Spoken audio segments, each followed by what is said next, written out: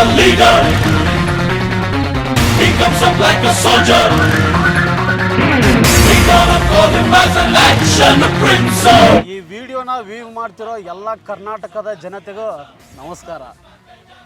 First ಏನು ಹೇಳ್ಬೇಕಂತ ಹೇಳ್ತೀನಿ, ನಮ್ಮೂರು ಬಾಗಲಕೋಟೆ.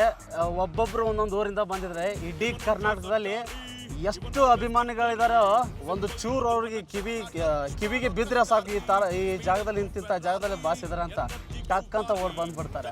ಸೊ ಅದೇ ಥರ ನಮಗೆ ಒಂದು ವಿಷಯ ಗೊತ್ತಾಯ್ತು, ಈ ಥರ ಅಭಿಮಾನಿ ಸ್ಟುಡಿಯೋದಲ್ಲಿ ಬಾಸು ಇದ್ದಾರೆ ಅಂತ ಗೊತ್ತಾದ ತಕ್ಷಣ ಬಂದ್ವಿ. ಸೊ ನನಗೆ ಧ್ರುವನ ಅಂದರೆ ಸಖತ್ ಇಷ್ಟ. ಒಂದೇ ಲೈನಲ್ಲಿ ಹೇಳ್ಬೇಕಂದ್ರೆ ಧ್ರುವನ ಮೈ ಇನ್ಸ್ಪಿರೇಷನ್ ಅಂತ ಹೇಳಿದ್ರಲ್ಲಿ ತಪ್ಪಿಲ್ಲ. ಸಿಕ್ಕಾಪಟ್ಟೆ ಅಂದರೆ ಹುಚ್ಚಿನ ಥರ ಇಷ್ಟಪಡ್ತೀನಿ ಅವ್ರನ್ನ.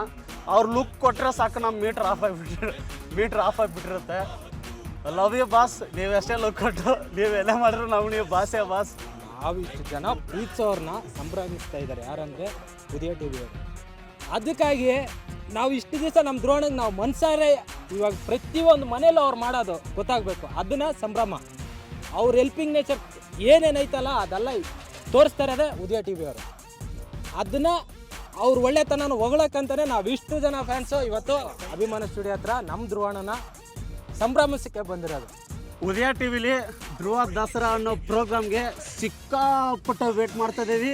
ಎಲ್ಲ ಧ್ರುವಣ್ಣನ ಅಭಿಮಾನಿಗಳು ಕಾತುರಿಂದ ಕಾಯ್ತಾರೆ. ಧ್ರುವ ದಸರಾ ಸೆಪ್ಟೆಂಬರ್ 27ರಂದು ಸಂಜೆ 6ಕ್ಕೆ ನಿಮ್ಮ ಉದಯ ಟಿವಿಯಲ್ಲಿ.